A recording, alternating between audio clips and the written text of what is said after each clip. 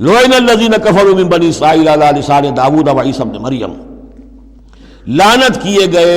وہ لوگ کہ جنہوں نے کفر کیا بنی اسرائیل میں سے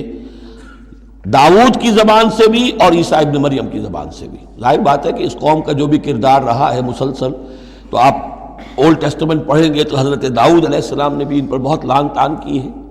اور خاص طور پر یہ نیو ٹیسٹمنٹ میں گاسپل کے اندر تو حضرت مسیح نے جو تنقیدیں کی یہودیوں پر، خاص طور پر ان کے علماء پر، احبار پر، صوفیاء پر، کہ تم سانپ کے سپولیے ہو، تمہارا حال ہے ایسا جیسے کہ قبریں ہوتی ہیں کہ اوپر بہت سفیدی پھری ہوئی ہے اور چادر پڑی ہوئی ہے، اندر گلی سڑی ہڈیوں کے سوا کچھ نہیں ہے۔ تم نے اوپر مذہبی لبادے اوڑے ہوئے ہیں اور تمہاری ابائیں اور قوائیں، لیکن تمہارے اندر جو ہے بھرا ہوا ہے، خباثت بھری ہوئی ہے۔ تو یہ ساری چیزیں جو ہیں، اور تم مچھر چھانتے ہو اور سموچے اونٹ نکل جاتے ہو، چھوٹی چھوٹی چیزوں کے اوپر جو ہے بڑی بڑی بحثیں ہو رہی ہیں، جبکہ بڑے بڑے گناہ جو ہیں وہ کھلے بندوں ہو رہے ہیں۔ یہ سارا جو کردار ہے علماء یہود کا، جس کا کوئی نقشہ آپ دیکھ سکتے ہیں اپنے ہاں کے علماء سو میں، جو بھی برے علماء ہیں ہمارے ہاں، دنیا دار مولوی ہیں، ان میں وہ نقشہ نظر آ جائے گا۔ تو جس قدر لعن طعن حضرت مسیح نے کی ہے وہ تو محفوظ ہے۔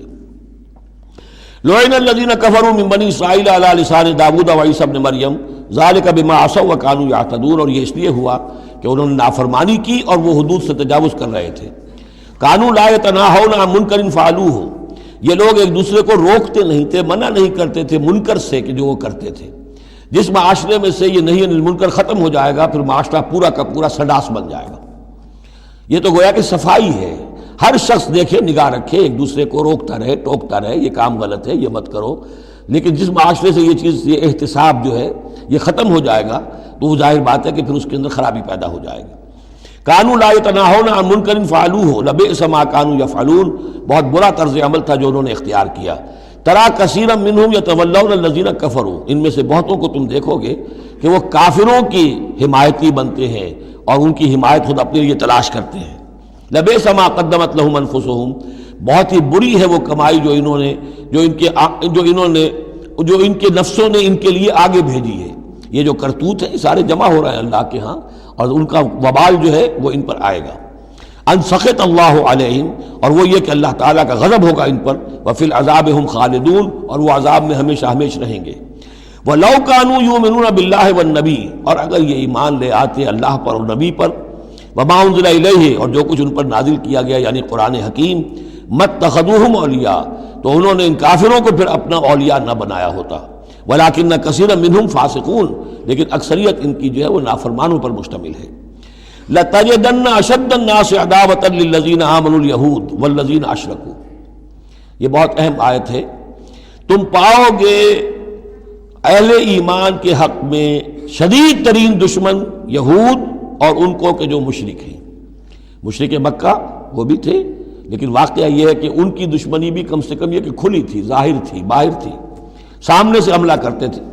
لیکن یہ کہ بدترین دشمنی جو تھی آستین کے سانپ بن کر اور سازشی انداز میں نقصان پہنچانے میں ان سے کہیں بڑھ گئے یہود۔ لَتَجِدَنَّ أَشَدَّ النَّاسِ عَدَاوَةً لِلَّذِينَ آمَنُوا، اہل ایمان کے حق میں عداوت اور دشمنی کے اعتبار سے تمام انسانوں میں سب سے شدید تم پاؤ گے الیہود، یہود کو، والذین اشرکوا۔ آج بھی ہنود اور یہود، ادھر ہنود ہیں اس لیے کہ اس قسم کا شرک تو اب صرف ہندوستان میں رہ گیا اور کہیں رہا ہی نہیں۔ ہندوستان کے بھی صرف نچلے طبقے میں رہ گیا ہے، عام طور پر اوپر کے طبقے میں نہیں ہے، لیکن یہ کہ بہرحال اب بھی یہود اور ہنود کا گٹھ جوڑ ہے۔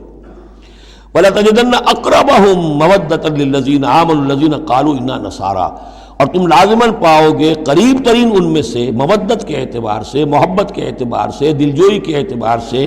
اہل ایمان کے حق میں ان لوگوں کو جنہوں نے یہ کہا کہ ہم نصارہ ہیں۔ اور یہ واقعہ ہے کہ یہ سیرت النبی صلی اللہ علیہ وسلم سے ثابت ہے کہ جس قسم کی دشمنی یہودیوں نے کی اس وقت عیسائیوں نے نہیں کی۔ حضرت نجاشی نے مسلمانوں کو پناہ دی، مقوقس شاہ مصر نے بھی حضور کی خدمت میں ہدیے بھیجے، ہرقل نے بھی حضور کا جو نامہ بڑھ گیا تھا اس کی عزت کی، احترام کیا، چاہتا بھی تھا کہ اگر میری پوری قوم مان لے تو ہم اسلام قبول کر لیں۔ نجران کے عیسائی آئے، مان کر تو نہیں گئے، لیکن یہ کہ وہ میں آپ کو بتا چکا ہوں کہ بڑے بھائی نے چھوٹے کو ڈانٹا اور کہا کہ یہ تو ہے تو نبی ہی، ہم نہیں، لیکن ہم کیا کریں، ہمارے پاؤں میں جو ہے وہ سونے کی زنجیریں پڑی ہوئی ہیں رومی بادشاہوں کی طرف سے، ہمارے یہ اعزازات اور مفادات ختم ہو جائیں گے۔ لیکن ان کی طرف سے جس کو کہا جائے کہ کوئی بٹر مخالفت، کوئی سخت جو ہے وہ نہیں ہوئی، جبکہ یہود کی طرف سے شدید ترین دشمنی ہوئی۔ ذالک بأن منہم قسیسین و رہبان، اور یہ اس لیے ہے کہ ان میں ہے موجود عالم بھی اور درویش بھی، یعنی ان میں علماء حقانی بھی ابھی موجود تھے اور ان میں درویش بھی جو واقعی اللہ والے تھے وہ بھی موجود تھے۔ بحیرہ راہب تھا جس نے حضور کو پہچانا ہے بچپن کے اندر۔ اسی طریقے سے آپ کو معلوم ہے کہ جن کی تصدیق جنہوں نے کی ہے سب سے پہلے ورقہ ابن نوفل، تو وہ عیسائی ہو کر آ گئے تھے نا، تھے تو عرب کے رہنے والے، لیکن یہ کہ وہ حق کی تلاش میں شام گئے اور عیسائیت اختیار کی تھی۔ کانا یکتب التوراۃ بالعبرانیہ، وہ عبرانی زبان میں تو تورات لکھا کرتے تھے۔ انہوں نے تصدیق کی کہ ہاں یہ وہی ناموس ہے کہ جو ہے محمد آپ پر نازل ہوا ہے، جو کبھی موسیٰ اور عیسیٰ پر نازل ہوا تھا۔ تو ان کے اندر قسیس تھے، رہبان تھے۔ وَأَنَّهُمْ لَا يَسْتَكْبِرُونَ، اور یہ اس لیے ہے کہ وہ استکبار نہیں کرتے، تکبر نہیں کرتے۔ اب نہیں ملیں گے آپ کو یہ دور ختم ہو چکا ہے، یہ کہ اس وقت کے دور کی بات ہے جب کہ قرآن نازل ہو رہا تھا۔ اس کے بعد جو صورت بدلی ہے، پھر کروسیڈز کے اندر جو وحشت اور بربریت جو ہے عیسائیوں کی طرف سے آئی ہے، اور عیسائی علماء نے اور ان کے مذہبی پیشواؤں نے جس طریقے سے کہ خون کی ہولی کھیلی ہے اور کھلوائی ہے اپنی قوم سے، وہ تو واقعہ یہ ہے کہ تاریخ کا بہت ہی بدنما داغ ہے۔ وَإِذَا سَمِعُوا مَا أُنزِلَ إِلَى الرَّسُولِ، اور جب انہوں نے سنا وہ چیز کہ جو رسول پر نازل کی گئی تھی۔ یہ اصل میں ایک وفد آیا تھا 70 افراد کا، کہ جو آیا تھا حبشہ سے، کچھ نو مسلم تھے جو وہاں پر گئے تھے صحابہ، وہ ہجرت کر کے کچھ عرصے رہے تو ان کے ذریعے سے کچھ لوگوں تک اسلام پہنچ گیا تھا۔ پھر یہ کہ وہ مدینے میں جب اسلام کو غلبہ ہو گیا ہے اور اب امن ہو گیا ہے تو ان کا ایک وفد آیا تھا۔ انہیں پھر آ کر جب قرآن سنایا گیا،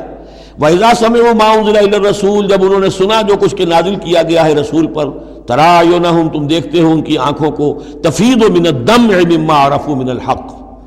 جو حق کی پہچان انہیں حاصل ہوئی اس کے زیر اثر ان کی آنکھوں سے آنسوؤں کی لڑیاں روانہ ہو گئیں، آنسوؤں کی ندیاں بہہ نکلیں۔ یقولون، اور وہ کہہ رہے ہیں، ربنا آمنا، اے رب ہمارے ہم ایمان لے آئے، فاکتبنا مع الشاہدین، تو ہمیں لکھ دے شاہدوں میں سے، گواہوں میں سے۔ وما لنا لا نؤمن باللہ وما جاءنا من الحق، اور کیسے ممکن ہے کہ ہم ایمان نہ لائیں اللہ پر اور وہ حق جو ہم تک پہنچ گیا ہے اس پر۔ وَنَطْمَعُ أَن يُدْخِلَنَا رَبُّنَا، اور ہمیں تو بڑی طمع ہے، بڑی خواہش ہے، ہم چاہتے ہیں کہ ہمیں داخل کرے ہمارا رب مع القوم الصالحین، نیک وکار لوگوں کے ساتھ۔ فَأَصَابَهُمُ اللَّهُ بِمَا قَالُوا، تو جو کچھ انہوں نے کہا، جو دعا کی، جو ان کا اعلان حق تھا، اس کی وجہ سے اللہ نے ان کو بدلے میں دیا جنات تجری من تحت الانہار، وہ باغات دیے کہ جن کے دامن میں ندیاں بہتی ہوں گی، خالدین فیہا، جس میں وہ ہمیشہ ہمیش رہیں گے، وذالک جزاء المحسنین، اور یہی بدلہ ہے احسان کی روش اختیار کرنے والوں کا، جو اسلام کے بعد ایمان سے بھی آگے احسان تک پہنچ جائیں، ان کا بدلہ یہی ہے۔ والذین کفروا وکذبوا بآیاتنا، رہے وہ لوگ جنہوں نے انکار کیا اور جھٹلا دیا ہماری آیات کو، اولئک اصحاب الجحیم، تو وہ تو پھر جہنمی ہے۔ بارک اللہ لی ولکم فی القرآن العظیم ونفعنی وإیاکم بالآیات والذکر الحکیم۔